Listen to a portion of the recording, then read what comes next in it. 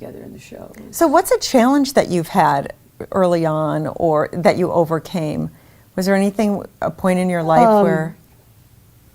Well, you know, I think the biggest, well, you're talking about a challenge in my career or a challenge in my life. I mean, Either one. The biggest problem for me was divorcing Jack. I mean, that was very, very hard. Jack was truly the love of my life. I mean, he was, you know, everything to me. We had children together, and you know, Marty, of course, is now. I mean, Marty's the best thing that ever happened to me. But Jack was my first love, you know what I mean? And when that started to happen, and he was, you know, seeing other women and the whole thing, I mean, it was a big, big, big disappointment in my life. A big, because as I said, I came from a small town. When people got married, they stayed married, you know, and I adored him. I adored him. I mean, I would have done probably anything for him. And if you read the book, I did almost everything that he wanted. Yes, and so even if it was against that's your, exactly yes. right, yeah. So that was a big problem for me, and I just, I thought, oh boy. I remember when he decided to leave, and he said to me, file for divorce, file for divorce. I said, why?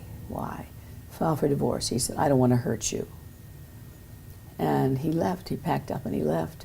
And I remember that day, I got all the scrapbooks that we had made together. I put them all out on the dining room table, and I sat there looking at all of the pictures, taking some out, throwing them away, keeping some in the books, you know. I thought, this is the last time I'm going to look at these. I just want to make sure that, you know, they're there. So that was a very difficult time for me, very difficult. Career-wise, how did you get over it? Well, actually, I started to kind of date a little bit, which didn't really interest me, to tell you the truth. But I dated a couple of guys, and you know, nothing big, but it was fun, and I figured, well, this is, and you got the kids, I assume. Oh yeah, yes. Oh of course, yeah. Especially at that time. And he would come mostly. Jack was never a great father. I mean, it was not his thing either. You know, I mean, he was thrilled. You know, he wanted a daughter desperately. He never got one. But Ryan, my last son, you know, Jack was then more at an age where he did appreciate having a son, and so Ryan became sort of his favorite. You know, Sean and David and even Patrick, they got the worst of him. You know, Ryan got the best of him. He would come and pick Ryan up and take him places and stuff like that. You know, so Ryan has the best memories of Jack of all of them. But then I met Marty Ingels. Is what happened. I went to, there's a painting over the wall over there of Ryan and a dog. And this woman, I saw her paintings, and she only painted children.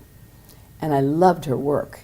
And they're on, what's his name's lawn, was having a showing of all of her paintings.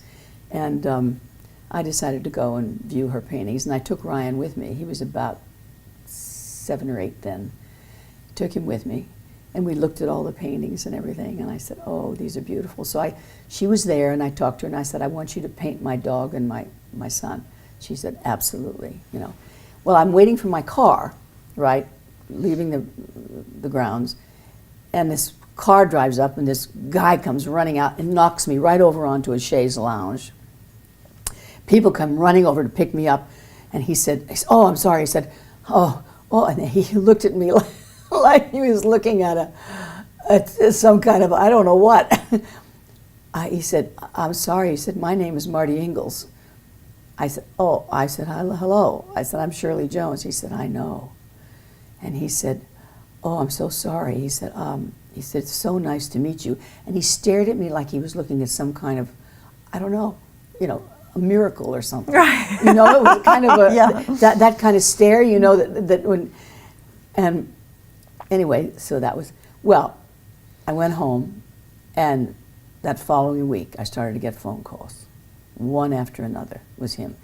He went to the William Morris office and paid $15 to get my phone number from a secretary and called me at home.